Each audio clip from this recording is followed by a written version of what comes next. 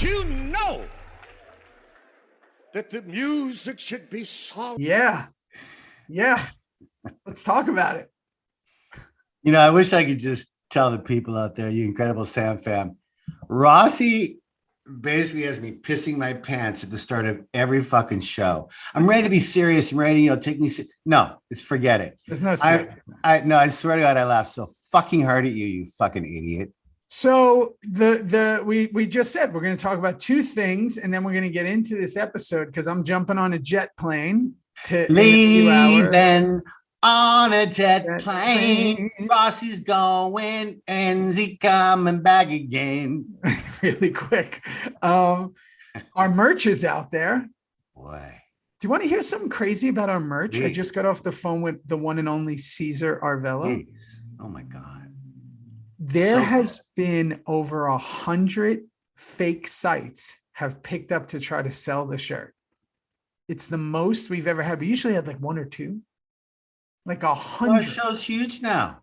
It's so all these weird. Fucking assholes out there want to copy. Fuck you. Fuck Don't off. do it, Pete. Fuck you.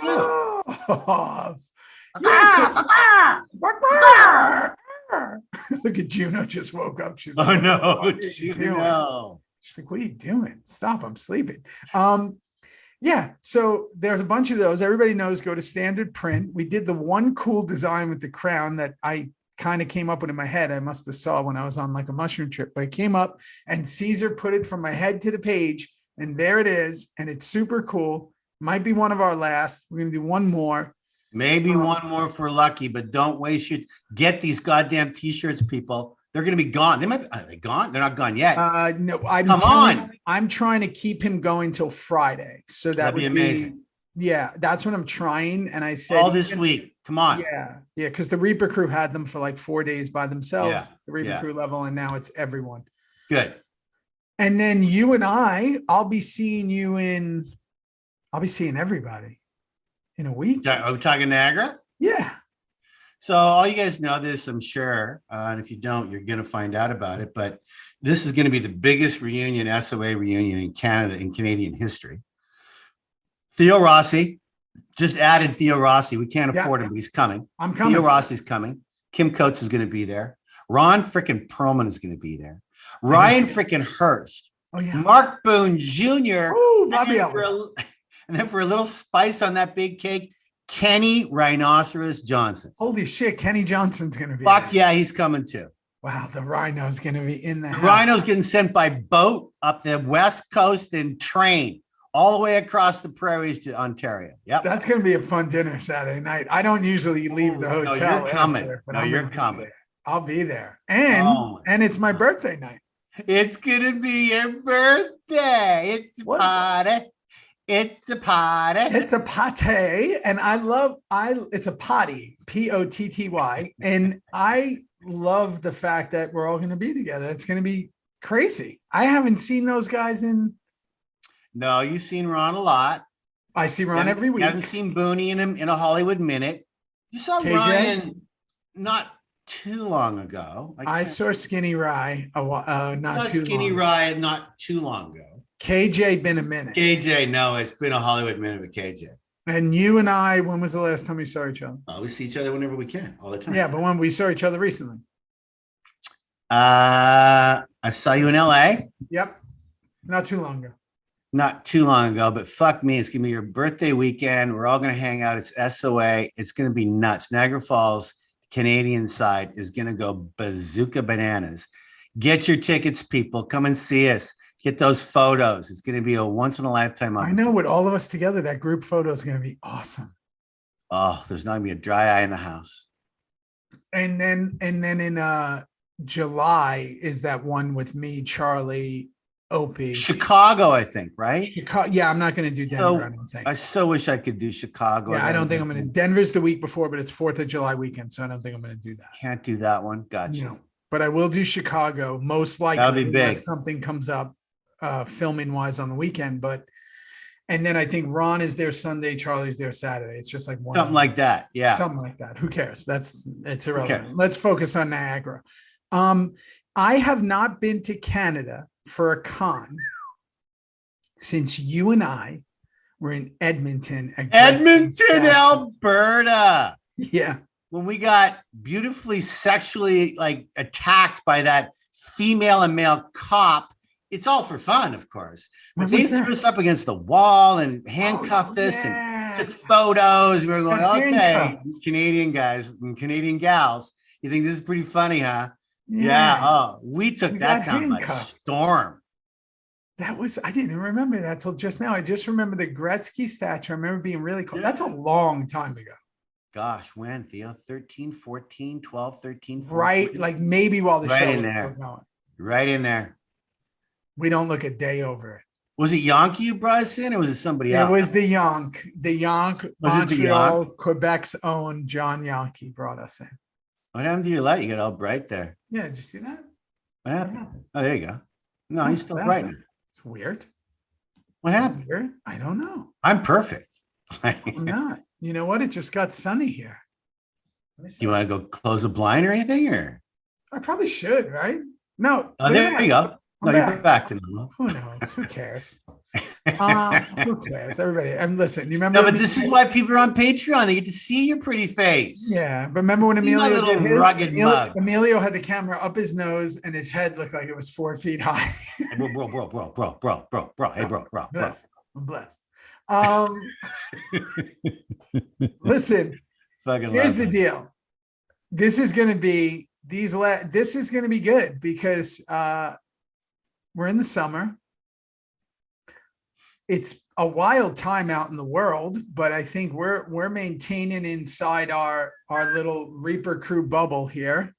You and I are in the fourth quarter of this game. Boy, are we ever. In fact, there's only like 8 minutes left of the quarter. I mean, there really is. This is crunch time.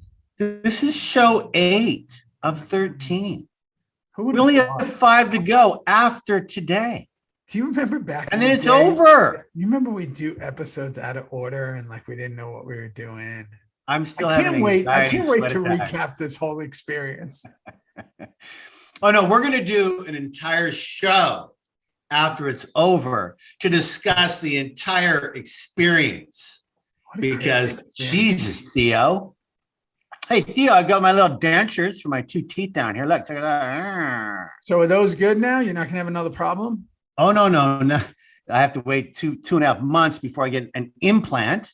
And that takes, I got to make sure everything's healed and all that. So I've got these little denture bridge job. Do you put them in and out? In and out. Wow. Whenever I eat a banana, I might take it out. Wow. No, they can stay in the whole day, but they got to come out at nighttime, clean it. But it's good. I'm good. Can you eat popcorn and like walnuts? No, I'm done with that shit, bro. It's over. Oh, yeah. Apples? No. Wow. Nothing hard. You're like pineapple, oranges, blueberries, up the wing. Up the wing. Yeah, but no, apples right now, not so much. You're like a couple of days away from having a straw diet for the rest of your life. You're gonna be like 130 pounds soon. You're gonna be, what's going on? You're gonna be like behind the scenes 8 pounds when I had that tooth issue. 8 pounds, bro. That's a lot for a big strapping guy like Tig Traeger. That's my only vice. I eat popcorn at night. It's my one vice. 3 nights a week, 2 or 3 nights a week. I have popcorn. Probably more than that, actually. Homie. No, 2 to 3 between with jobs. The boys. Come on, they're throwing kernels at Dad. No, this is when they go to sleep. Arlo's on a sleep regression because he naps at the school. So Arlo's up till about midnight every night at this point. So I'm half asleep. He's gonna start smoking cigarettes soon. Oh my! He's up all night, and he just comes down and be like, "I had a bad dream," but he's kind of laughing. He didn't. He's just laughing. I go, how could you have a bad dream if you haven't gone to sleep yet? And he's like, thinking away, get the head going. Yeah. He's trying to tell me why he should be downstairs. But yeah, so point is popcorn, which I enjoy. I definitely almost crack my teeth at least once out of those 3 nights. Oh yeah, you get chompers on you too. Nice big white tall chompers. You go easy on those kernels, son. I'm telling you. You do not want a Kim Coates experience at 64 years of age. No, I wear the mouth guard at night. I take care of my good. I do what I gotta do. So This is kind of a big one, and it's an important one for a lot of reasons, which give me I will one. bring I'm up. dying for what one fucking reason this show was even written. Go ahead, give me one. Charles Murray, director. Again. Charles Murray. No, Finally. he's Murray never finally. This is the second one, is it not? Nope, first one ever. Oh, well, thank fucking God. Mhm. I thought he'd already done one. No, Never. fuck. God, did we love him? Oh my God. Okay, he never directed one. And Charles is unique because he started as an incredible writer, which we had him on this show and we know. And he, started with George Lucas and Attack the Clones and a bunch of other shows and all this. And then he always wanted to direct and no one would let him direct, right? And then he directed his own movie, wrote, directed, produced his first movie called Things Never Said, did really, really well. Again, nobody would let him direct. For knowing all that shit. I know you guys are attached at the hip. Yeah, nobody would let him direct. They finally let him direct this. And one thing I do, want to ask him is, Sons, like a lot of shows, when you have a showrunner who's writes every word, and Kurt Sutter in this case, yeah. Kurt Sutter in this case, the directors don't have a lot to say, meaning in the way it goes. Peter Weller was kind of one of the first that came in and shook it up where you went, oh, that's not a Sons episode. You were so right. That's a little different, right? You go, that's different. Kurt had his incredible team of 5 or 6 directors from the very first season, used them all the time. Stephen K, Guy Perlman, Wiley, and Gwyneth. We can go on and on, 5 or 6. This is Charles's first. Well, thank fucking God, because he did a great fucking job. Yeah, and it looks beautiful. Again, do I have issues with this episode? Holy fuck, I do. But it's not with anything that he had control over. No, it's all about. It's the train that we're on, coming to the end stop.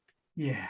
There's some really good acting in this episode. There's some really good acting. There's also some really good acting that took a long time.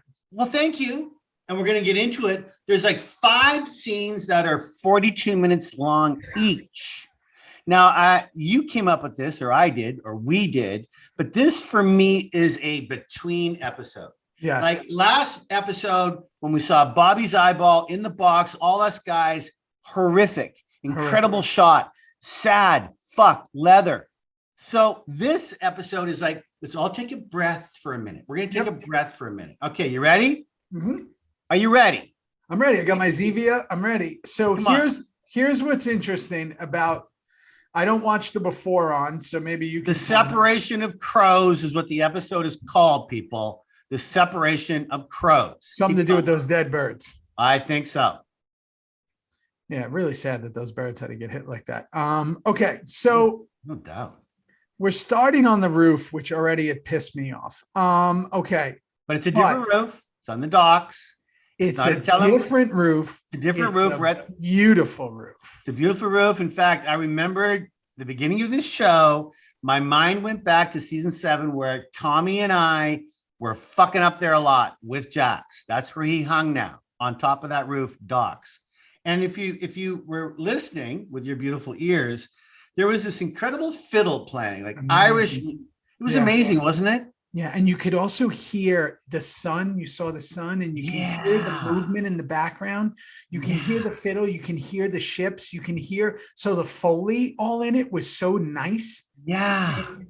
It was so beautiful. Very filmatic, really like a film. It was beautiful. Yeah, and there's going to be another one at night that's even like more beautiful than that when you guys are there. So again, he's there, obviously feeling the pressure. We cut the Gemma at the cabin. I don't really care about the storyline, but sure. Okay. Wendy with the kids. Abel's continuing to have a tough time. This episode did a lot of rehashing. If you notice, it's a lot of like, we call it the in-between episodes, but filler. It's filler. It's filler.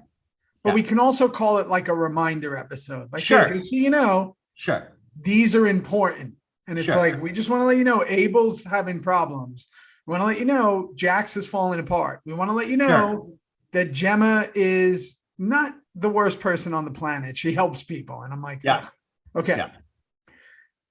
Juice is at prison, tells him he's ready. He's ready to talk. Here's another thing that I love about the beginning of this. Everything's moving. Gemma's moving. You know, it started with Jax kind of on that roof, and then Wendy and the kids are moving. Juice is moving. Everything's moving, right? Yeah. Yeah. Bobby with his no eye. Yeah. Boone's obviously pissed off, and he asked to be killed. Just kill me. You know, again, I got it. Yeah, I got to tell you, it's fascinating how close we all became from that show. And it's fascinating how we never hid our real feelings. I mean, we just fucking didn't. We wore them on our sleeves. And when Booney was told he was going to go violently, wasn't sure how, but you're fucking dead, it was a shocker to him. We're all shocked when anyone leaves, anyone, right?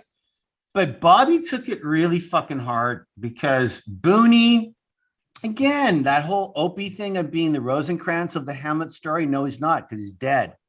Bobby was the true president of the club. There's no doubt he would have been. He should have been. And so I'm not sure Boone ever really wanted to go, but he's such a fucking good actor, and you're going to do what you're told. It's the final season of this show anyway, really. You're getting paid for all 13 shows, whether you die in 3 or 4 or 8, whatever.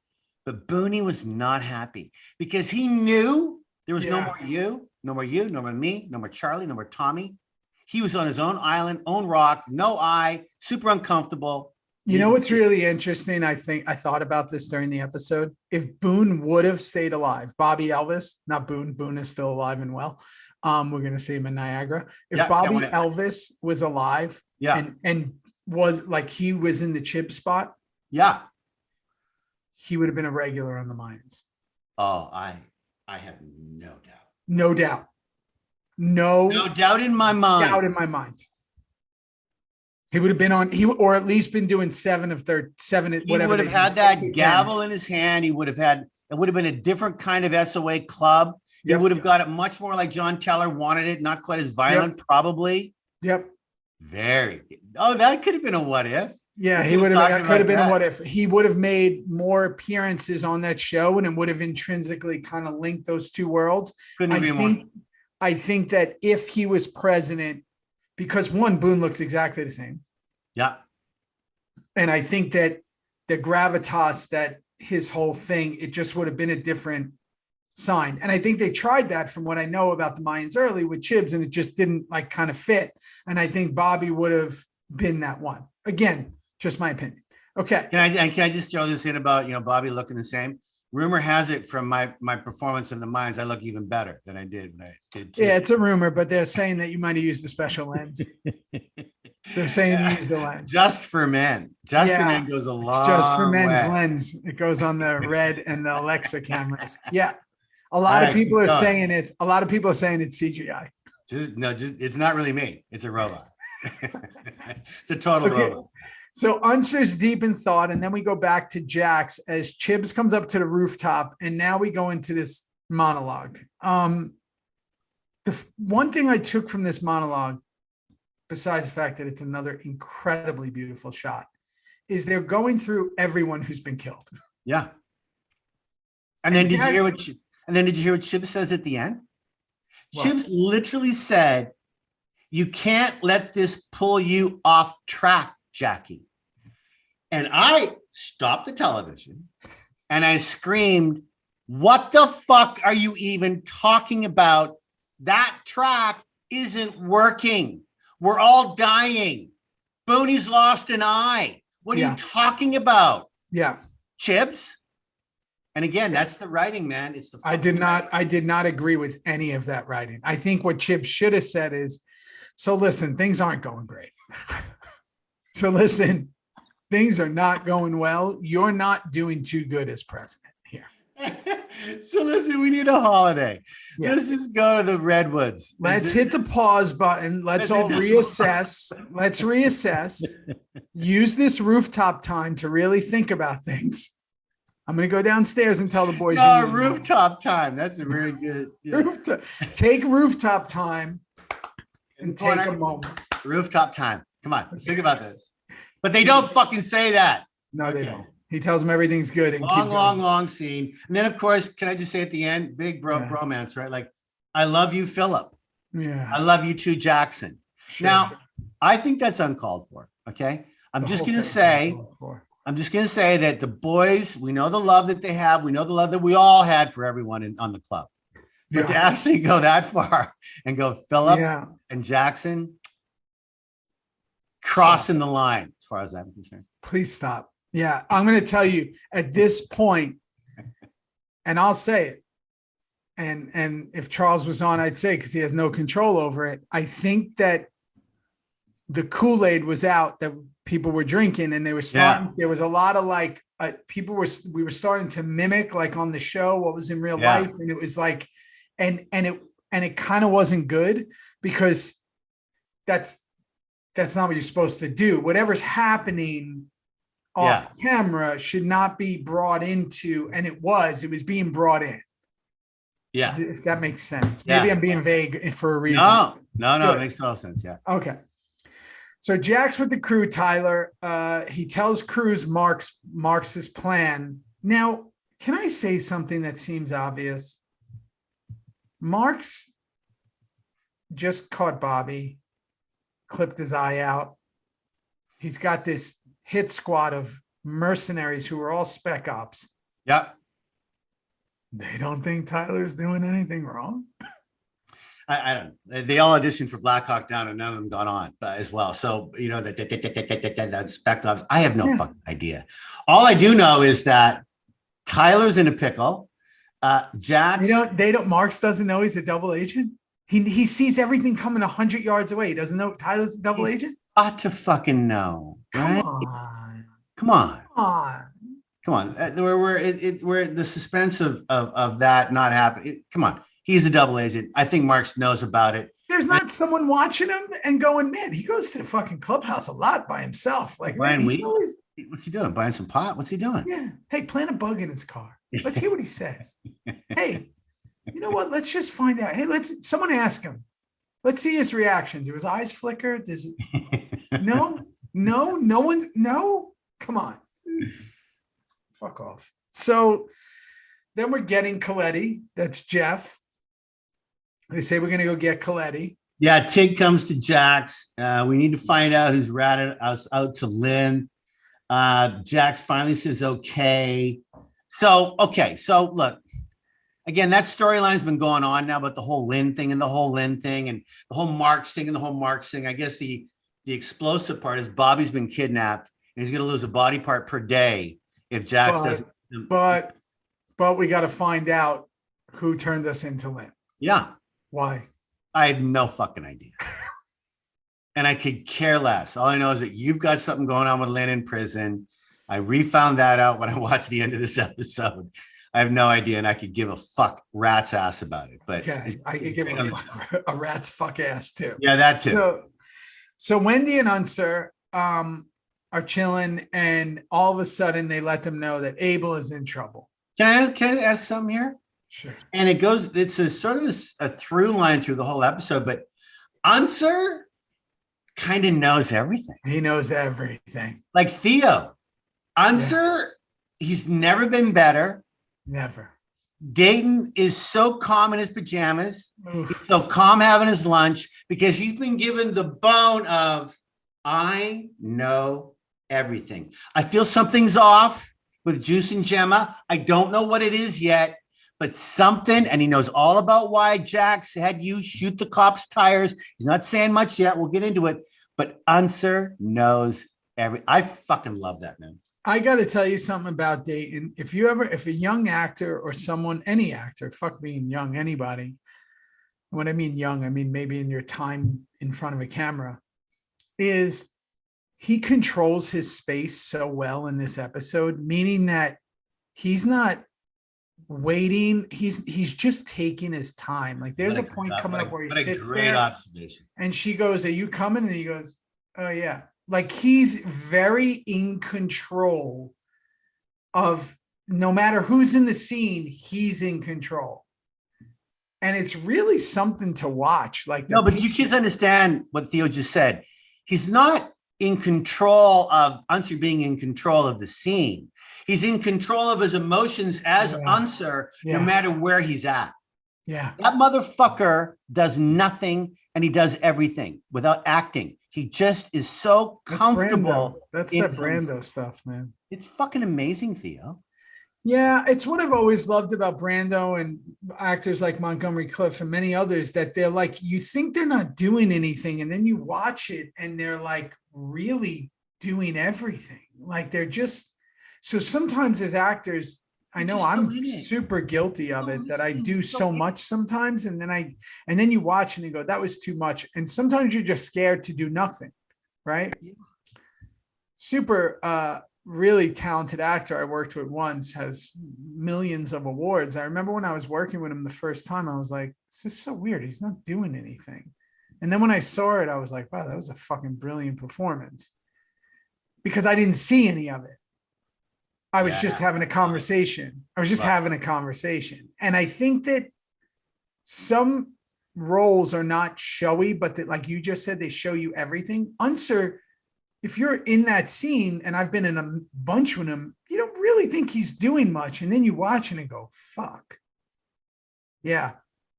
Yeah. Something to watch. I can't say enough about him, and I can't say enough about him playing Unser, Dayton Cali. Just unbelievable. Truly unbelievable. So, okay, the kill squads with Bobby. Abel's acting out, like you said. Yep.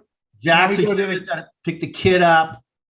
Yeah, they got to call Jax. But now we get to the kill squad with Bobby, and they have this big military talk.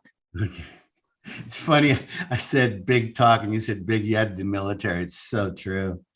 Back and forth, back and forth, back and forth. Oh, hold on. You got to take that. Nope. You sure? So we get into the military talk. No. I'm going to show you something. Sure. Okay, so they're in this military talk, and it's all about like, I'm a soldier and you're going to do this. And he's like, oh, don't fucking, whatever. Right. It's all this kind of shit of like, you don't call yourself a soldier, and Bobby's having fun with it. Right. Yeah. Hold on. What is this? Tell me, go ahead. I'm going to do something. You tell me about that talk. Go ahead. I'm going to tell you about that talk. And so I think there's something as a human being, when you know that the club is not going to rat on your behalf, when you know that the club obviously cares about Bobby Elvis, but the club is the club, when you know that you're going to die. I mean, I think Bobby really, truly thinks he's going to die in that chair, and he doesn't give a fuck. You can take out the next eye, my tongue, that's just the way it's going to go down. So when you have that freedom of, you're not begging, you're not pleased, or you're pleading, or I wish I could tell you, man, there's a freedom, man. And Bobby had it in that scene. And Moses was great in that scene. He was great too. They were both great with one another. All right, hold on. Ready? Watch this. We're going to go right to the source. We've never done it. Ready? I'm ready. Watch this. Just watch. No. Yeah, we're going to the source. Fucking joking? If we're going to tear it apart, we're going to the source. This is my surprise. Oh my God. We're bringing in the director, Charles Murray. No, Charles Murray himself. Hello. So, Surprise. Come on, handsome. Give it up. This is your show. We're talking about your show that you directed in season 7. Couldn't have done it without you. Do you remember any of it, Mr. Murray? Yes. Do you?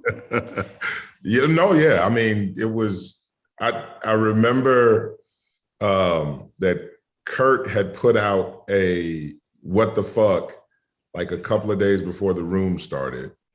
And he was talking about how he was going to bring in new directors and you know, the change that they were thinking about, the changes he was thinking about for the show. And I remember sitting there watching it going, that's pretty good. Cause I could think of all of the people who had been on the crew who were in line, I thought, to direct. Right. You know, who were some of them? Like AD and what was his name? Derek? I think Derek, yeah. Yeah, Derek. Exactly right. Yeah. Derek was in line. Craig Yahata had one. He wanted another. Right. I mean, we had our DP wanted Paul another. had 2. Yeah. And so it was like, okay, you know, I wonder who is going to be that person. And then we started, and as I was getting off the elevator, Paris said, "Have you talked to Kurt yet?" And I went, "No." And I was like, "Damn, it's the first day. We gotta scrap already. What the fuck?" And the room started, and then Kurt came in and said to me and Mike Daniels, he was like, "Hey, I need to talk to you guys." We go in Kurt's office, and he tells Mike, the room's going to be yours for the season, blah, blah, blah, blah, blah. And then he goes, "And you're directing. I haven't figured out which episode." And I was like, "Wait, what?" Holy shit. And I went, "So good. Okay, thank you." And he said, "Yeah, I haven't figured out which one it is." And, and then Paris did the usual, whatever it is, don't fuck it up thing. And then later on, it was like, "Oh, it's going to be episode 8.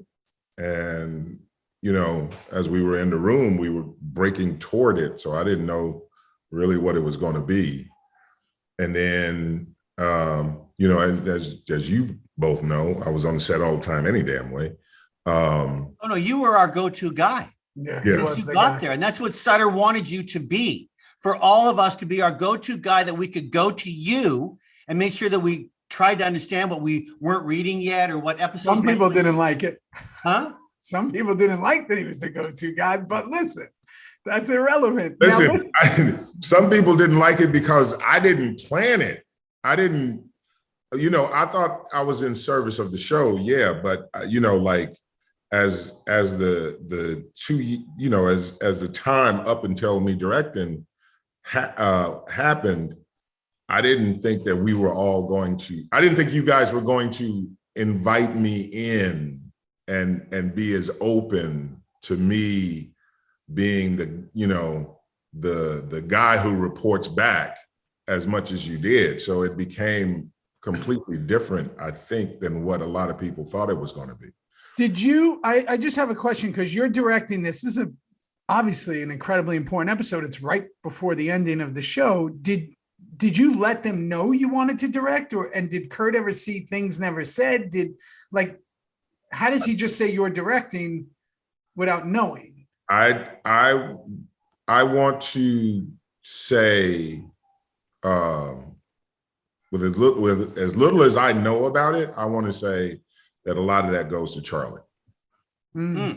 Because Charlie came out to see things and had, and we had been talking, how we all talked, when we were breaking down scenes and trying to get to the root of what the scene was, or, what you guys thought, like, wait, are we going in this way or this direction?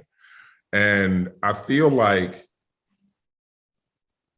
in a particular order, Charlie, and then Theo, and then Tommy, and then you, Kim, it all just became like, so what's going on? Where are we going? What's blah, blah, blah. And I would go, meet me at the craft table. Yeah. No, you did. And so after Charlie came to see the movie, that was I think that was toward the end of season 6. Right. I'm assuming that he had a conversation with Kurt, because he was the only one who had seen me, quote unquote, in action, other than you, Theo. You had seen it. Yeah, I had seen things never said early. So right now we're in the middle of, you know how we do this. You've listened to a few shows. So we're in the middle of the scene where Moses sits down with Bobby, right? And they have this military talk. So you know how I do it, right? If I don't like something, I'm going to get into it. But how much of your writing is any of this your writing, or is it the group's writing, or is it how much you control? It was just me directing. Oh, so it's none of you. This isn't your episode at all. No, I didn't see Charles. I didn't see your name at the beginning at all of the writers part. Yeah. Right. So isn't that hard, that as a writer, maybe you're like, oh, maybe like this should be said, like you don't even do that. That has nothing to do with it. Because it was, you know, you know this story better than anybody, but I'd always had in my mind that I was going to be a writer director. Right. And like since 10 because of Preston Sturgis. So, but I feel like just writing for all those years kind of made me a better director, and it would be good for me to just direct sometimes. Right. Yeah, man. And try to interpret someone else's thoughts, because sometimes I think a lot of writer directors, they can't step away from what they've written. They can't step outside of themselves and say, okay, I see what you, writer, were going for, but this is what's alive on set right now. Yeah. So I was happy to just be director. You know? Well, good, because then we don't have to hold you accountable for that shit line in the beginning where he says, I love you, Philip, and I love you, Jackson. And they say their full lines at the end when they're on the roof, because it was a little on the nose. A little on the nose. On the nose. There was no need for Philip and a Jackson. What's your opinion? Well, I'll say this much. You know, having written enough lines that I've gone back and said, what the fuck was that line about? You know, all of this shit is done on momentum, right? It's not potted out where, you know, nowadays with what we've gone through, Theo, with like Cage and True Story, now there's the writing time and there's the directing time, right? The filmmaking time, I should say. And you get to take a look at those things a little bit more with that separation. And you get to say, oh, you know what? I don't need this, right? This had no separation. This is like writing to direct. You're on top of it, and everything's in motion. You know, I forget what the quote is, but there's I think it was Oscar Wilde. I could be wrong. He says, forgive me for this letter. If I had more time, it would have been shorter. Yeah, listen to that, right? Fucking great line. Well, no, and that's a great segue, Charles, to what we're talking about in this episode. Think about this. There's 5 shows left of 92. We all know it. So Sutter and all you guys in the room, and you were very close to they're throwing shit up and they're using it. They're using that. I mean, there's no more apologies for anything, whether it's overwritten, underwritten. This is the way it is. And we're trying to get to the end. And this episode, bro, and you directed it, there's about 5 or 6 long ass scenes. Long. With really good acting, fillers. They're almost fillers before all the, whatever you want to call explosions or another body part or something crazy is going to happen. But man, oh man, we are on a train that is now pulling into the station 5 shows from now, and it ain't never leaving anymore. We're right. And that was the year of the super episodes. It was like, that's right. Hour and right? 20 minutes. And I think that script, I want to say that script was only 42 pages. Yours. Yeah.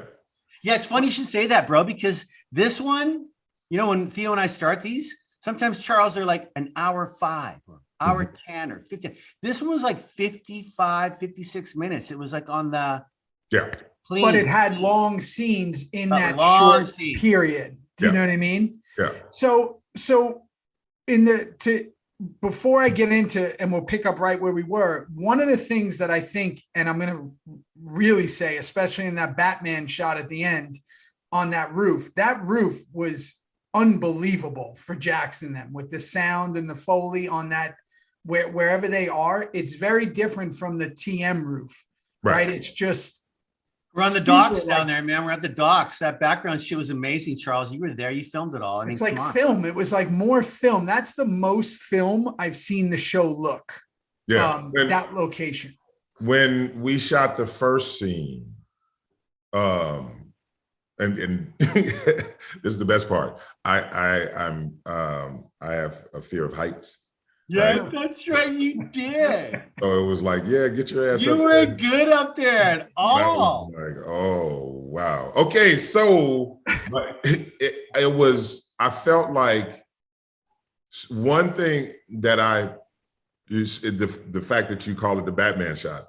The one thing that I felt about season 7 was that you guys were like the Justice League, and so what I loved about the show was whenever we could get vistas, whenever we could go, the rest of the world is out there not knowing that these guys are doing this. Yeah. You know, and so that first shot was tied to the last shot because the first shot alone, the last shot together. Oh, I love that. I love them both. It's the first thing I wrote is how beautiful it is. And then to see the night one and then to see them join.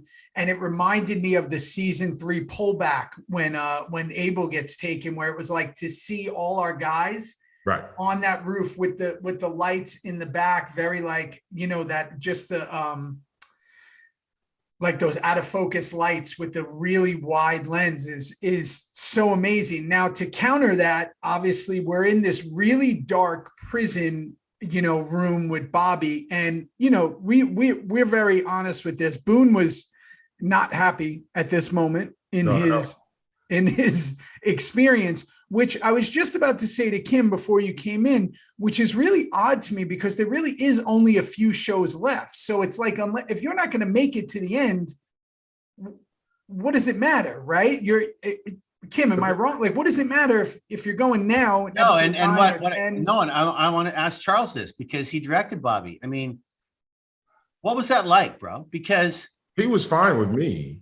We were all fine with you, bro, because you were our brother. Yeah, we were all fine with you because we were all part of the crew. To be honest with you, but we all knew that Booney did not like the way it was going to go down for him. He did not like not being with us anymore. There's no more Tig or Jax or no. He's by himself now, and he knows that's the way it's going to end.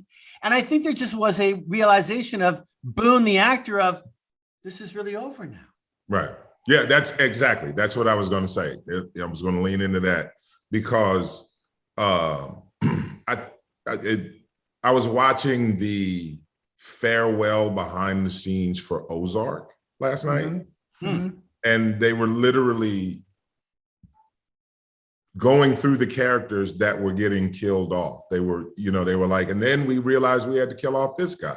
We realized we had to kill her off, and then they interviewed the actors and they were like, it was such a phenomenal experience. And then you realize you got to go. and I think that I want to say, and even with you, Theo, being separated, it was like that changed your own personal schedule. 100%. Changed everything for me. Because you guys went from being like 100%. Every time one walked into a room, many walked into a room, to wait, I'm here alone. I'm all of the people that I can kind of bounce off of between camera repositioning and all of the other kind of stuff, it's gone. Yeah. Right. And the people that I'm acting with, the scenes that I'm playing with them is basically I'm the outsider when I haven't been for the entire show. I think it took an emotional toll on him. The positive and negative. The positive was that you were technically the lead of the movie when you were in it, right? You're the lead. So the shot is you when you're in the prison scene, or Bobby's the lead in this movie we're watching with him and Moses and them. But at the same time, in those between setups, you're alone. You're alone. Some of the greatest parts were me, Kim, DL, Tommy were all around fucking around with each other. Maggie would be there, everybody be there. And now nobody would go back to their trailer, but that's gone.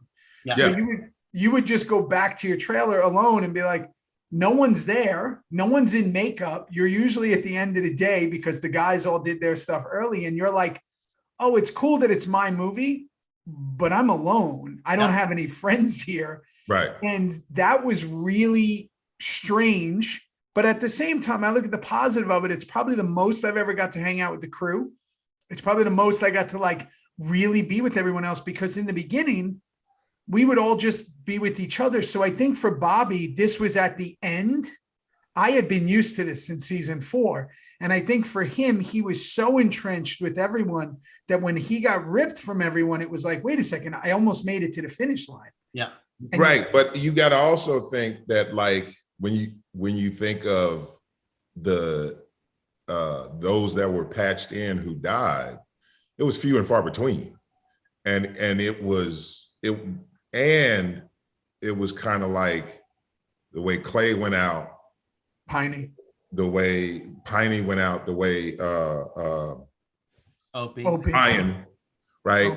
Ryan. You know, when we were shooting the night that Clay got taken out, you know, Ron was kind of like, you know, are they paying attention to this? Are they paying attention to that? Or, you know, they're going to miss this. And, you know, I think it's just the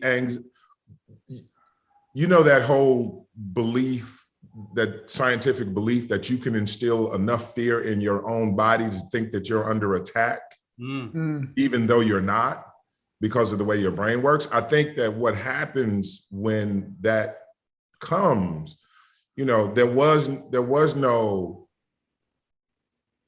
celebration of the character leading to it, the character's demise. It was like, it's another day at the office. Correct. But it's not another day at the office. Correct. It changes everything emotionally, because rarely outside of Charlie were you guys ever apart from at least one. It was, you know, if Kim went one way, who was coming with him? If Tommy went one way, who was coming with him? So there was rarely a time when you were even alone as a group to suddenly be like, yo, you're not just over here, you're on different days. You're on different schedules. You're walking out as they're coming in, you know? And it's like, I love you, but I gotta go and tend to my lines and all of this other kind of stuff. It mentally changes everything. Yeah, and then on top of it, Boom was in like makeup for 2 hours for his eye and all that, and you're dealing with all that stuff that comes with it. It's super hot. You're at the end, and it was just, season 7 is such a weird scene for me. And once we get back into this, I do want to tell you something. I looked at Rotten Tomatoes today because I was looking up another show. Stranger Things season 4 just premiered, and I haven't been a big fan of the last 2 seasons. So I was looking at what it was rated. So I was like curious. I was like, oh man, I wonder what Sons is rated by season. Do you know season 4 is the only season that's at 100% on Rotten Tomatoes? Oh, wow. Yep. Season 2 is the second highest rated season at like 96 or something. Wow. Yep. Then it's season 3. Then it's season 1. Wow. So the top 4, 1, 2, 3, 4. Wow. Yeah. So it's 4, 2, 3, 1. And then it's like 7, 6, and 5. 5's the lowest. Gotcha. Is that the Irish season? No, 3. No, Irish season 3. Oh, yeah, but you know, everybody always talks about like, an Irish season. And I'm like, that season was pretty solid. Well, Kim and I now have a whole new thought about that. Besides the finale being the best finale ever, Kim, you had some great stuff in that. That's the Kenny Johnson when season. Snyder said to me, Charles, he calls me before the season started, before we started getting scripts. He goes, okay, so Coatsy, I'm telling you right now, Tig is not going to Ireland. And I fucking freaked out on the phone. And I said, what the fuck are you talking about? Thinking you guys are really going to go to Ireland. And Kirk goes, hold on to your pants, buddy. We're not going to Ireland. We're in the back lot at the Fox lot. Tig's just not going with. And I went, oh, okay, I'm good with that. So Theo and Ryan and Bobby went all with the boys to Ireland and didn't have a lot of lines. It was Chax and the baby and all that. And I got to be with Kozig and Tara and Unser. Gemma, you had all the Gemma stuff. Yeah. You had such great stuff. But think about what he just said in that transition, that he had an emotional moment, because you think that, is this about me? Is this about my character? Is this about, you know, if I can, and without saying, I'm saying this with all love, Kim. Do you know where I'm going? I'm ready now. Okay. My first day on Sons, was calming him down. Me? Oh, God. Yes. I can imagine. Oh, What was good. it? How'd you do? How'd that work out for you? It was great. But I don't know how well you remember it, but this goes to what we're saying. Kelly put a patch on everybody's cut but yours. Oh, yeah. Yeah. And Was you it the were Opie like, patch? huh? It was the Opie patch? It was the Yeah. Opie patch. Oh, that was a big fucking deal. Danny that is Opie. 6. And we were sitting in Video Village and I heard boots. And he came up to Paris and went, "What the fuck is this?" What the fuck is going on? Yeah. And everybody was like, and I said, "All right, let me go deal with this." That was day one. And Thank you, Charles. And you and I talked about it, but it was literally going over what the previous season had been and what you and Ron were doing and how Opie was on the other side of it. And Jax was in the middle and just, Made total sense to me. Right. But we got to, and we got to the point that you understood why your character wouldn't get the patch. I did. And you said, "I just wanted to be told." Yeah. And so we brought you and Kelly together and you had a conversation and we moved on. But that's an example of how close knit, even if it was fraught with chaos, that you guys were. Yeah. We And also so- weren't given any info ever, so everything was a surprise. And so Everything That's was why a we were all surprise. jumping on you all the time, Charles. We love you, but you had all the info. Yeah. I that was the piggybacked, then Theo would piggyback, then Tommy would piggyback. We knew Charlie had his own piggyback stuff going on because that kid had so much given him the last 2 seasons. I mean, he was on his own fucking trying to figure shit out. But man, we weren't told a lot, Charles. No way. And that became the thing. It's like, okay, if I have information that I can openly share it, and that will cause a cohesion as opposed to a fracturing. And so I think Good point. Good Boone, point. If you think about Boone in the hierarchy, outside of the show, he kind of felt like he was mentoring a lot of folk, or he 100%. was like, right? He was mentoring 2 people a lot. We'll just leave it there. Yeah. We'll He leave was. it And he felt like by taking that away, like what was going to Correct. happen. That's There you correct. go. Yeah. It's a good point. All right. So here we go. So now after we get past that military talk, Bobby's not happy. He does that big laugh after he leaves. We go to meet Coletti. Jeff, if everybody knows, Jeff's a terrific artist who plays Coletti. Terrific artist. Good dude. He basically gives all that information short of saying that it's Jury's son. He basically just gives the information. A lot of good intel, and then we get on our bikes and we start to ride, which I correct. Now, here we go. We cut to Gemma in rehab mode. And this was another big problem that I bring up all the time on the Reaper reviews. And I bring it up all the time in my thought process of watching the show is, again, we're making Gemma look like a good person. Oh, so Charles, what do you think about that? I mean, obviously we know that Gemma's responsible for fucking most of all the bad shit that went down. Do you think that Sutter consciously made an effort to try and give her like to humanize her? Yeah. Do you think that? Well, but I think that with the show itself. Good point. It's like when I first watched the show, way before I was even considered for it, I literally went like, are these fuckers like neo-Nazis or what? Because there was just shit that you guys did where it was like, we don't give a fuck about anybody who does not have this on their shoulders, right? And the thing that people kept telling me about the show was, but there's a brotherhood that's there that you don't see on a lot of other shows. There was the relationship between you guys has rarely been seen before and rarely seen since, right? But if you just go, let me take away all of the color of the show and the interaction and the hugs and the brother talk, these dudes are horrible people. Horrible people. Theo and I always say there's always someone worse than us. There was always a faction of society that was worse than Sons. Not that we did good shit all the time because we were bad as fucking to the bone, but there was always the KKK, or there was always something else worse than us somehow. The clown that we chopped the nuts off. I mean, all kinds of stuff that was worse than us, so people could at least like us. But at this point in the story, Charles, where Katie is, holy fuck. Yeah. Katie's so bad, but again, they're doing these little things where she goes and she's getting this woman off heroin and she's kind of doing her thing. And, you know, Nero, I just said this in the last episode, Nero's such a good guy, but yet Nero kills a lot of people, right? He's a good guy, but he kills people. I think the one thing that Kurt kept aiming at, and you got to kind of, you know, the writer's never far away from the subject, is, you know, who among us see ourselves as bad people. Yeah, there you go. And so I think he kept leaning into that. And, you know, we started to, you know, that some of the times it was leaning into Shakespearean tragedy, and Shakespearean tragedy is always about this far away from melodrama. No doubt about it. And so with her, be very careful. Yeah. Yeah. Right. You got to walk that line. And I think with so much her, bro, that is so true.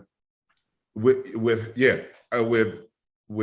Gemma, I just felt like she was in a descent, but you got to remember, it starts off with, I was in cahoots with getting my husband off. Mm. So there was no redeeming quality from start, other than you got to see how you guys inhabited those roles and how you found a joy of being with each other. And if this is the shit, look, we're not college scholars. This is the shit we do, you know? Yeah. I felt with her, it felt like, because we always know she's the true enemy. Like at the end of the show, she is the ultimate, you know, antagonist, right? And it's like, but there is also these moments. So then we roll up with a place where Coletti said, right? And this is one of my favorite things happens in this scene, by the way. So there's all this machine gun fire. It's all machine gun fire. It's all coming out. They come out to talk. Don Swayze's in the house, by the way, just so if everybody's very clear. This is Patrick Swayze's fucking brother. Don Swayze. Big arms, you know, wife beater. I hate that term, but anyway. I know. They call it an A-tank nowadays. A-tank, that's the term we're allowed to use. So A-tank, Don Swayze comes out. The kid rolls up, but Tig has a moment here that I think is really interesting. Because he goes to hit the kid and you fire and say, hit him again. So that's obviously from past stuff with Tig. Sure. Do we reference that in the show? No, it's just literally about watching this dad or boyfriend smack a kid. Just smack a kid. And I loved how, and where you put the camera was so perfect, Charles, where I shot just by his head. And my line was, go ahead, hit him again, because I'm going to blow your brains out. And then I don't know how you got that look out of Charles, but he looks at me with this like, Tig. Like Tig. And I go, okay, all right. Look, all I remember about that day is, do you remember you were we got to go, got to get it in, got it in. And you were so good with the camera. You made sure that we got all that side. Then we turned the cameras around and got all this side. And we got it in. Do you remember that day at all, Charles? I remember that. This is what I remember about that day. That we had come out for the shoot, the Tech Scout, and we were walking through it. I'm like, okay, they're going to come from here, and they're going to. Yeah. And then on the day, I want to say Paul and Gary was the AD for that one. I think it was. They were like, but Paul Maybaum for sure. Yeah, go ahead. But they were like, yeah, it'd be better if the bikes come from this way. Oh, did they? Okay. And you're like, fuck. That was a conversation they had as I was walking up, and they went, hey, so it would be better if they come this way, because I wanted them to come to crest the dirt So it looked more like a motorbike thing. Like it looked more like Road Warrior. Sure. And the concern was if the bikes give or something like that. And they do on loose rock, yeah. Where the sun was, you know, because when you come out in Tech Scout, you're never doing it at the time. No, never. Right. So I had to stand there and go, all right, let me rethink all of this. All of that. In the moment. And it's one of those moments where you have to kind of say to yourself, if you panic, even on the other side of panicking, you're still going to have to get this done. Yeah, man. So why panic, right? And I remember the one thing that was most important was having the shootout from the perspective of like Call of Duty. Sure. And I was like, as long as it doesn't change that, I can switch everybody, blah, blah, blah, yada, yada, yada. So it was a go, go, go day because there were so many components. But my thing was just, if you stay calm through this and you kind of trust these guys, because these guys know that at a certain point, a showrunner, writer, director has to get to a point where they realize an actor isn't asking them a bunch of questions because they don't know where the hell they're going. An actor's asking them a bunch of questions because the character's becoming them, and they're having conversations with the characters all the time. You're not. And so I was like, these guys know what they're doing. I got to trust them to be them while I'm getting this stuff that needs to be gotten. Oh gosh, Charles, we've done 1,800 of these shootouts by then. This was completely different, but we've done this before. Right. We just needed to know where to go for your close-ups. We need to know, should I be by DL? Where's Charlie going to look at me for that line? And you figured all that shit out, and we shot it. And it was that's why I love that TIG line, because for me as an audience member who's not there, who's watching this like for the first time, I go, oh, TIG was hit when he was a kid. Like that's where I go with it. I go, right. That's cool because you just brought something up, which now might be in the genesis of Tig Traeger's character in a very simple way. And maybe that's not what it's about, but as an audience, that's how I take it. You can make whatever you want up in your head. Right. But I also think that you take forward everything. So like you talk about being a monster, right? You talk about Tig's character, but you also had visual components of seeing how no matter what he was doing with sons, no matter how he was fucking up with his daughters, he did try to be a father. Yeah. Right. And so it's that kind of stuff. The reason that I think you didn't like those two lines because they were so on the nose is, again, because of momentum. Sometimes a writer thinks that they need to hit a point or make a statement to reassure the audience that two people aren't going to split or they're not going to come together or whatever. So they say something like, I love you, Philip, I love you, Jackson. Yeah. When what you're saying right now is all Tig had to say was that line, and you were able to pull so much memory forward because of the way he said it.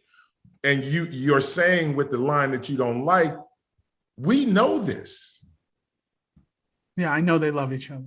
Right. So why do we need to hear it that way is why when it's on the nose, it's not on the nose because there are tons of on the nose lines in thousands of movies and TV shows, but they only become on the nose when your memory is in effect and it can bring forward the information that's being dispensed. And so it's funny that you just yin yang that first the two things. Yeah. And then in this same scene when we're back at Don Swayze's joint, first of all, I just love fucking Nico. Rat covers really quick in that moment. Boot camp. And he just kind of like improvs and covers for Jax. But the one thing I took in that moment when they find out about Jury is still Jax takes no blame. He takes no blame for anything. It's like, oh, well, he said something to Lynn. Not I killed this guy for no reason. Not everyone else has been killed because of me. It's let's go see Jury. Like he's just not taking blame. And yet Chibs basically, they're on the roof and Chibs is laid out everything for him of like, all these people are dead because of you. Ultimately, all the decisions Jax has made since Tara. Again, I could be wrong. So let me ask you a question. Yeah. What you just said about Gemma. Yeah. Like mother, like son? Yeah, of course. Of course. I think Jax has been the downfall of Sons of Anarchy since he came in power. Okay. Right. And where'd he get it from? His mom. Mother. Right. And again, we're going to prove it even more with the jury scene coming up. And it's coming up. But we don't have one of the most dynamically exciting television shows without it. Right. So that's why we're doing this. And that's why you and I, and that's why Charles is so fucking lucky to get his ass on here again, because we get to hear your brain work. That's why we're doing this. So we can talk about it and yell about it or love it or cry about it, because it was one of the most successful television shows in fucking history. But it's nuts. And Jax went mental, and his mom was fucking crazy dark. Abel's feeling it all now. Anyway, let's move on. Okay, so now we go to some riding shots, which I love. The one thing I just pointed out quick is fun. Charles, come on. I don't know. Rat looks petrified on his bike. Rat? Rat's oh, no, Rat was always, get back. Don't fall off. Good luck. Come on, Charles. How much fun did we have in those riding scenes? Well, here's the great thing. I had fun the whole shoot. Yeah. But that was, I think that's the roadside, right? Correct. Yeah. I tried to get the hell out of there. Like, I sent you guys off. In your white van, you said, I'm out, go ahead. And I was like, I'm getting out of here. And the van dude was like, we're not moving. Yeah. Until they come back, because they said you were going to try to leave. Right. And I was like, I hadn't told anyone. So I was like, how the fuck did they figure out that I was going to bounce? Yeah. To keep from like getting all overly emotional. Yeah. Because you guys carried me. You made me so well. Did we? I don't know if we did or not, but that's a cool thing to say. No, it's true. I've been around when directors have been like not helped. And was that on the same day as the big shootout, that riding scene? No. That was. I don't think so. No, that was the same day as jury scene. Okay, so and that's where we're getting to. So before we go there, we go to the school, right? Well, Courtney Love. Courtney Love. What was that like for you, Charles? I love Courtney Love. So do I. She's an icon. She said some very nice things to me as we were sitting in Video Village, and I went, you're lying. And she was like, this is kind of like the most fun I've had on a set in a long time. Wow. And I went, wait, Milos Forman. Mm-hmm. I just started going through all the directors that she had worked with. And I was like, okay, I'll take that. She was awesome. It's sad that she doesn't work more. No.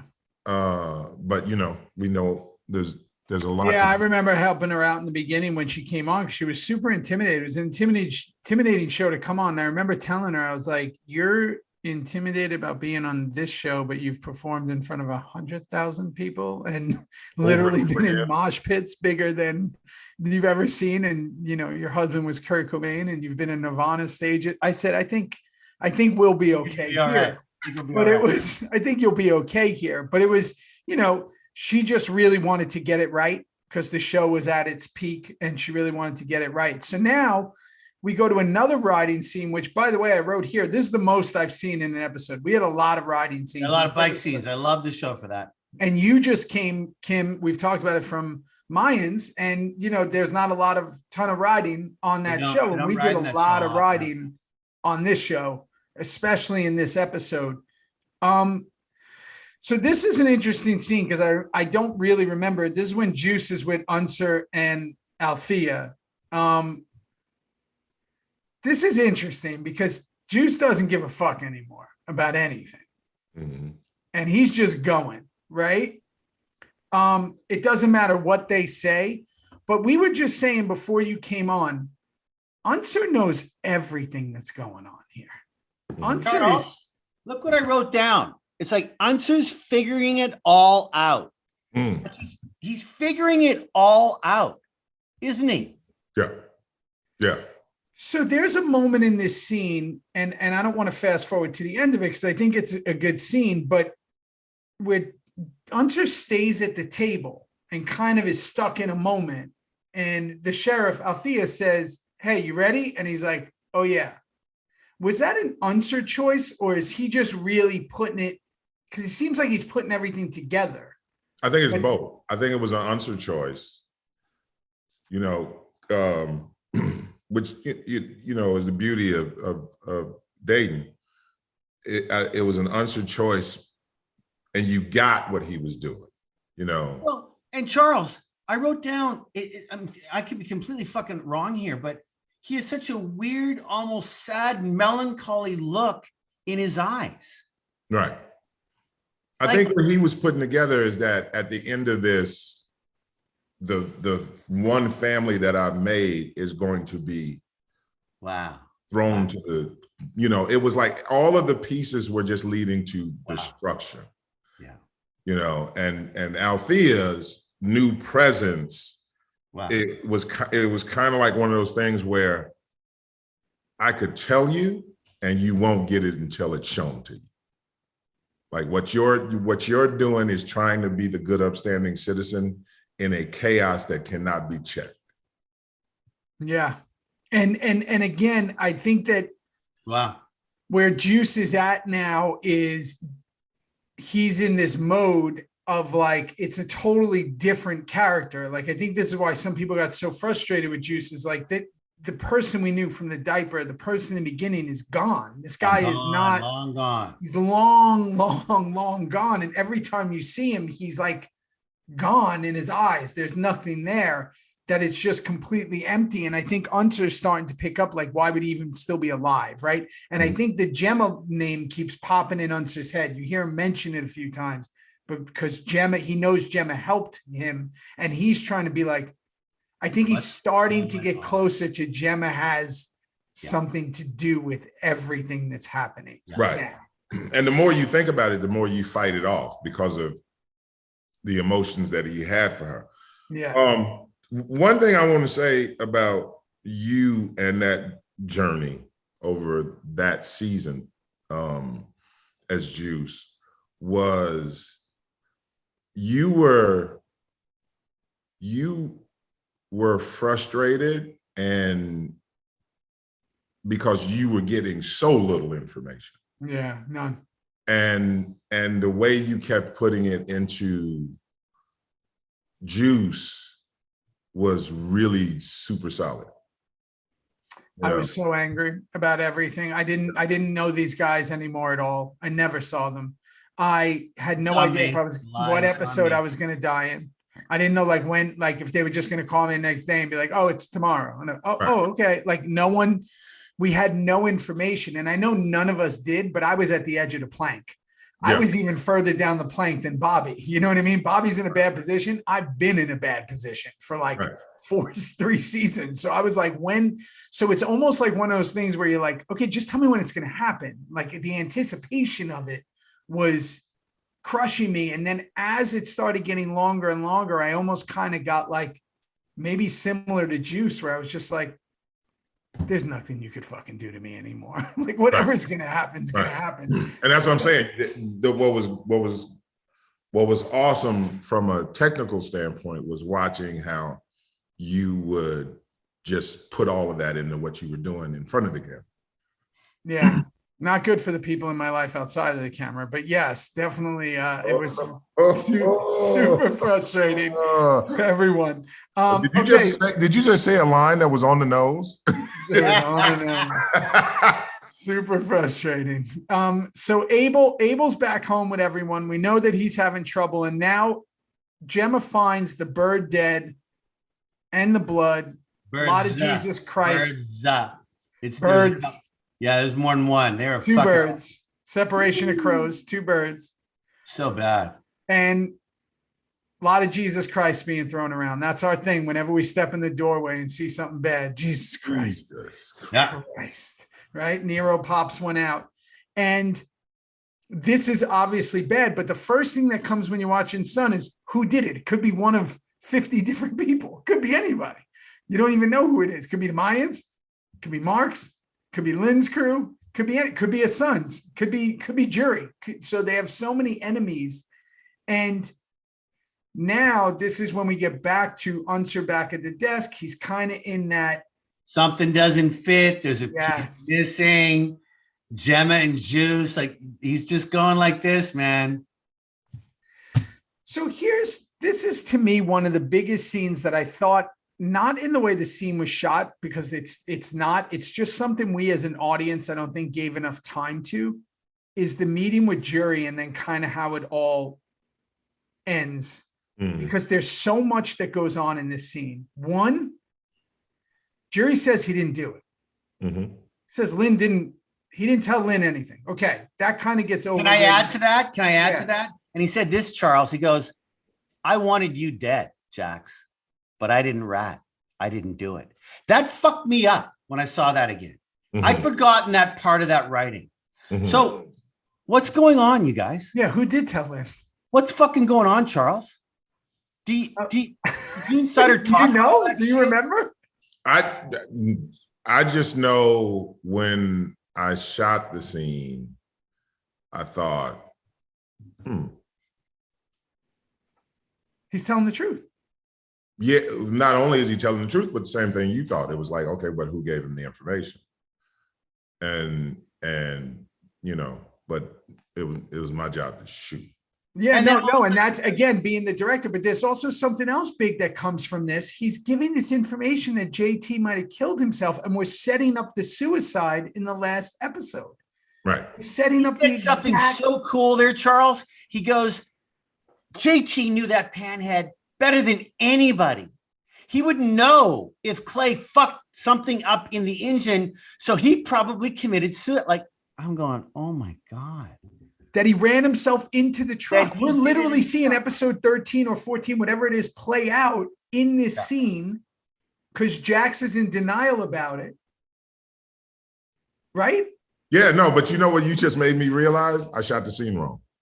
No, you fucking. No. Then I'm going to tell you why. Because what you just said with that line of dialogue is where everything before that line should have fallen away.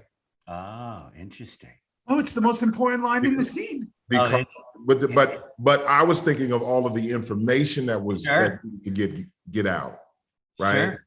And thinking about keeping the club away from this conversation and all we stayed away. You kept us away. But now, when you say that, it would be like going back to superheroes. It would be like if Bruce Wayne heard, well, in actuality, your father paid that dude in the alley to kill your mother, and he was supposed to survive. Imagine Batman hearing it. Right. Yes. That whole moment is supposed to push off any other thing that happened. Wow. And you just made me realize that shooting should have come from that line and not from I'm trying to cover shit up. Wow. I got a question. Did you know at this moment, you directing, did you know that he dies via suicide at the end of the show? I don't think I did. Okay. Because there was the briefest of Charles, really? Yeah, that was you and Paris were the two attached to Sutter in everything that went down. Paris was more attached to Sutter than Okay. I was the soldier that you knew you could send to the battlefield and shit would get done. Yeah, no doubt. But I believe that there was a half of a whisper of, is there a season 8? Oh my God. And so I've heard that before. I've never heard that. And so again, it wasn't like a conversation in the room kind of thing. It was just got you. FX begging for a season 8. you know, back another truck up and just fill it full of money. Wait. And so I think with that in mind, I didn't really pay any attention to anything that was being said beyond that rose bush later on. Okay, interesting. Yeah. So again, with him being killed, he's first 9. Gone. It's a giant fucking move, right? We hear about JT. We basically, I don't want to say vindicate or whatever Clay, in that if it's true, right? We're basically saying Clay might not have done that to his bike. We're saying that Gemma might not have been part of JT's death. Bullshit, they were. Anyway, go ahead. But the point is that we're putting it out there that they might not be. Jury's saying he didn't tell Lynn, and Jack still shoots him in the head. But jury pulled the gun up. It was in self-defense in a way. I mean, he had to blow him away. I'm sorry he did, because we could have got more information. Could have shot him in the leg, could have shot him in the chest, could have shot him in the arm. Yeah, but he could have shot him somewhere else. Didn't have to shoot him in the head. Okay.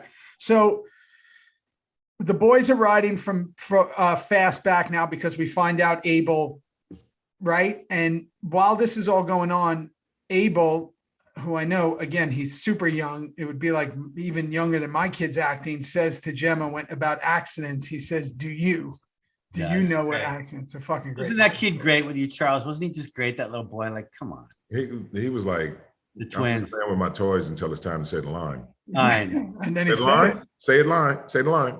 Okay, boom. No, boom. We can move on. Got it. Yeah. And then Jackson and the crew see what happened at the house. Obviously, it's Mark's, right? We know Mark's is the one who did this. Yeah. Okay. Now, this is a big one for me because we're about to cut back to Bobby, and Carmelo Anthony makes an appearance. Mello and Charles had to shoot him in the doorway because he's 6 foot what? 7. 6'7". I forgot he was in the show. How great was that? Yeah. His coach at the time, his off-season coach, was a friend of mine. Wow. And we were talking one day. Actually, Lala came by to visit one day too. I had become buddies with her, and they both told me about how much he loved the show. And so I went to Kurt and I said, look, I know we're going to be doing Marx's Crew. There's this guy named Carmelo Anthony, plays NBA, blah, blah, blah, loves the show.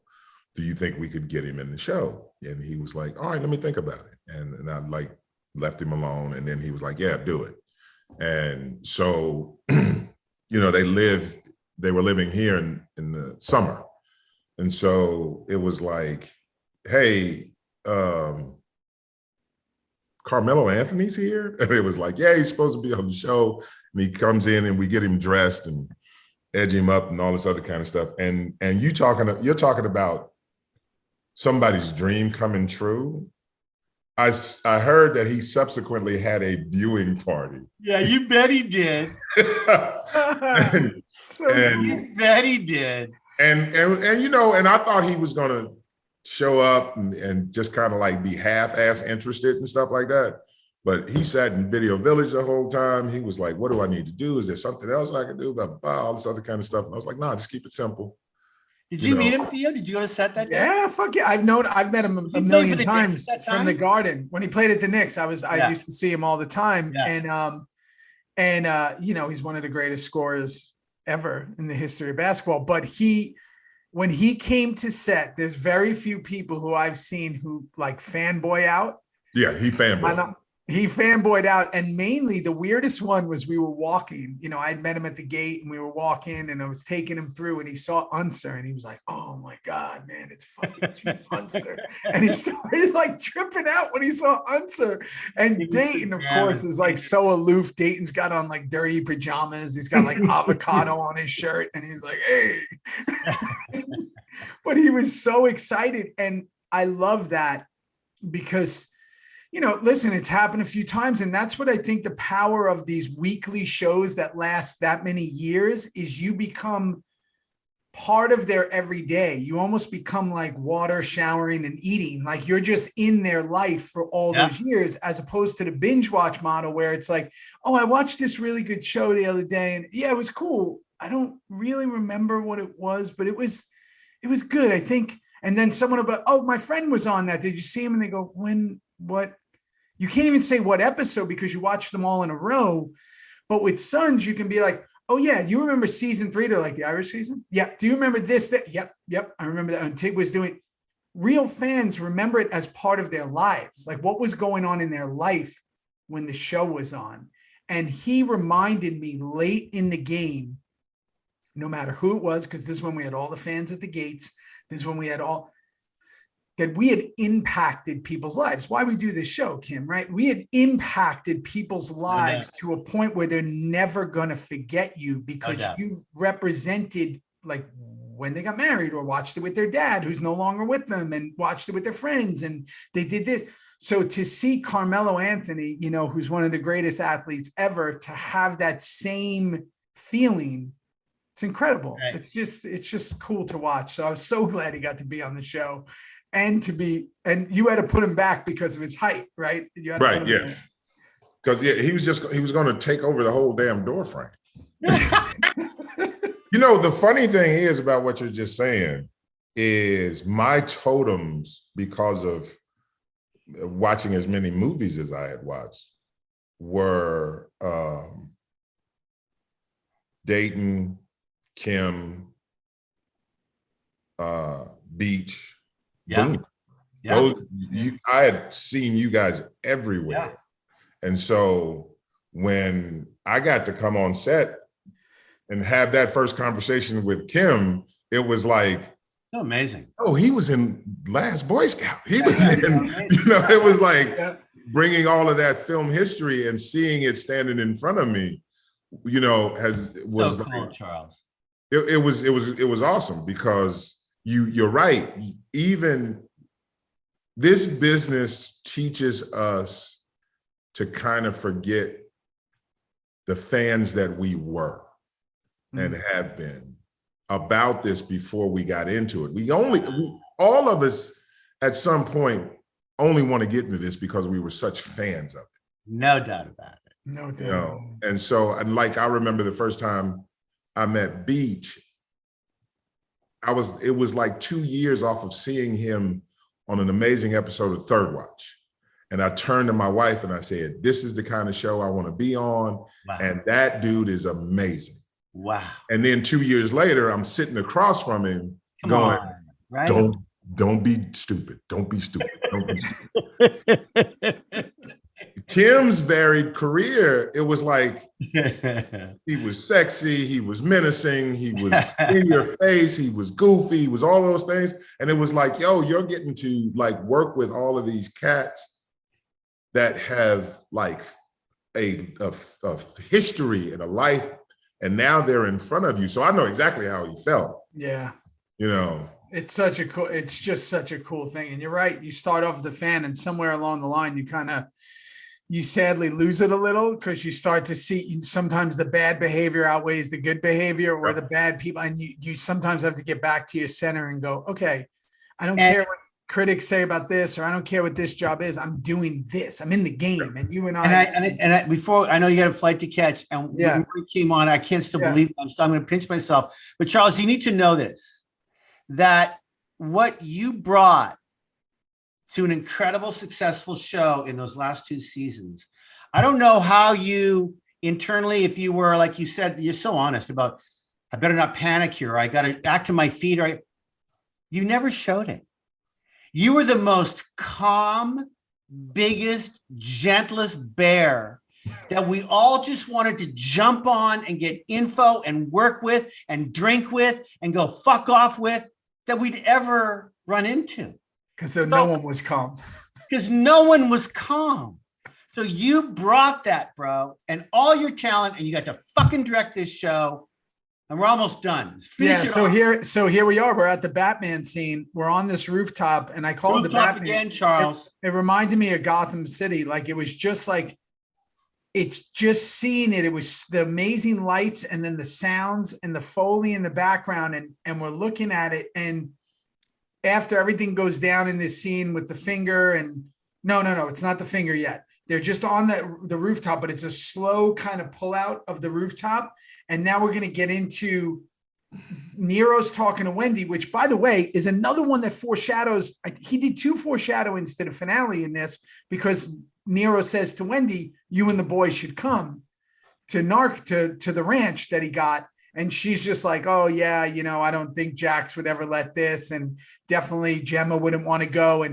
But you see it in her eyes. And Drea did this so well that it was like, fuck, he's getting out. I tried to get out. I couldn't get out. Nero's really getting out. He's really leaving. And obviously we're setting ourselves up to break our heart a little here, but he was saying that, and you could see how she was thinking, I've been with this family since I was a teenager and I haven't been able to get out. And this guy's going to do it. And I love that scene before we hit this montage. And then when we hit the montage, Gemma's burying the birds, which is super fucking, it's a giant metaphor to the whole thing, right? It looks like all the other times we've been in the woods burying bodies, but here she is burying the birds. Unser with Egley, which I just love that we had Egley there for that scene. Because again, Unser's been in thinking mode the whole time, and here he is kind of in a lighter, having fun type mode. Juice with the cockroach, which was one of the, Charles, I don't know if you remember the stunt cockroach. The Wrangler roach. Tell us about that real quick. Come on, tell us about that. We spent more time. Those roaches got more love than Theo that day. That was a Wrangler. They had their own person. Yes. This isn't just some regular cockroach. Yeah. It's like, okay, this one's not performing. Very Let's well pull out paid. this other one. Trained cockroaches. This is not a right. joke. Yeah. And she, whatever the cockroach was, didn't tell me, would like perfectly go up my arm and right to here. And then we had to bring in the fake cockroach. Yeah. And the fake one was the one which I had to. You can't kill the stars like that. You can't. I would never kill the star. That cockroach is still working right now. It's in the new Suicide Squad. It's out there. Cockroach is appearing in new Marvel movies left and right. It'll be on Jimmy Kimmel next week. Jimmy Kimmel. So then you guys head back up with the finger. You come out onto this rooftop. Obviously, this looked like a Friday. I could be wrong, but it looked like a Friday. Oh, it was late. It was late.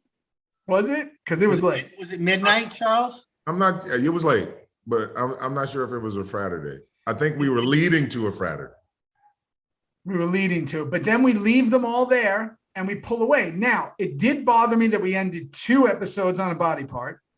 Fine. There was no big revelation at the end of something new. Bobby's still up Schitt's Creek. Nothing has moved forward with Marks. We did lose Jury. That's a big deal. But it did feel like, okay, as a fan, get ready because we're getting towards the end, right? Like, get ready. Couldn't agree more. So and I mean, I just think that it's so, I mean, were you just super hyped when you fucking saw it? Because you probably watched it like 10 times before it aired. And then when it aired, were you just like? No, I wasn't. Were you happy with your cut and then with what they did with it? No. He didn't alt mine. Oh, good. There was one vista that I was like, I had to go to Yahada and I was like, man, Craig, he'll put that back. And he was like, he's not putting it back. But my thing is, I'm in school at the same time that I'm doing this. So I figure like, I don't see stuff. I'll never see my stuff the way other people see it. Good point. You know this very well, that, I keep hoping that there'll be enough things to do so that I'll eventually get to the point where I'm good enough to say, oh, that was okay. But like. You're so fucking modest, bro. Whenever this is all I've ever wanted to do. Other than when I wanted to be a singer when Michael Jackson had just left. Of course. But we've heard you sing on set. But this is the only thing I've ever wanted to do. And I really want to be very fucking good at it. Yeah. And so whenever I look at stuff, I think about the missteps that I made.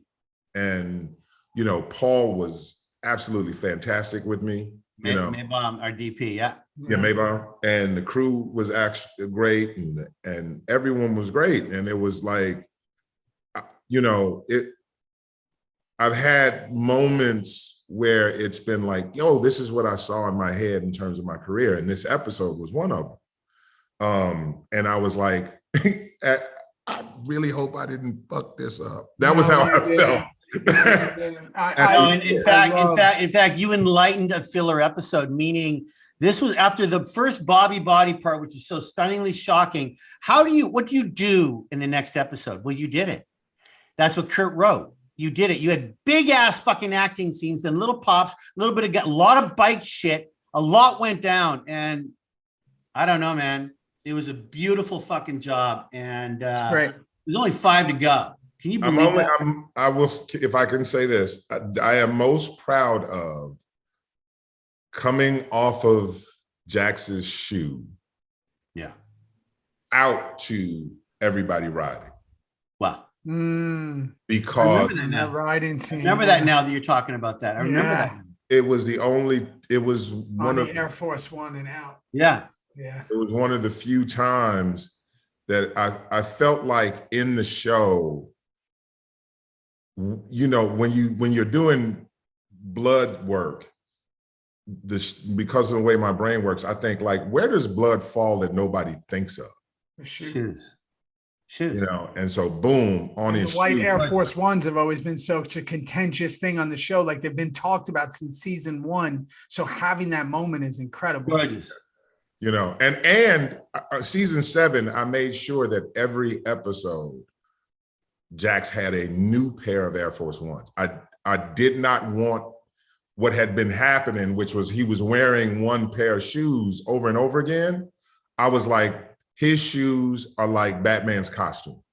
They always need to be in tip-top form, no matter what's going on. And so they would replace his shoes every episode. And then I was like, the blood on the now shoe. we're gonna film that. Yeah. Now we're gonna fuck up the thing that's sacred to him. Wow, there you go. And then we're gonna like get back to business at hand. So dope. I love you both, as we always do. Charles fucking Murray. Are you the merch is out. Right now? Charles Murray, Kim Coates, Kim Theo Rossi. Coates. You guys. Oh my God, Charles. I'm on a plane to LA. Charles, I'll see you tomorrow night. All right. And let me just say this. Working under Paris Barkley, because I think Paris and Chris Chulak are 2 of the best directors in television. Peace out there. I learned a lot. I bet. There you go. Shout out to Paris, and who was Chris? We never had a Chris on our show. So you never had a Chris Chulak. He was on something else, but 2 of the best television directors living. Well, and Kim's one of the best looking people ever on. And I still have a good looking. And he'll be back on the Mayans.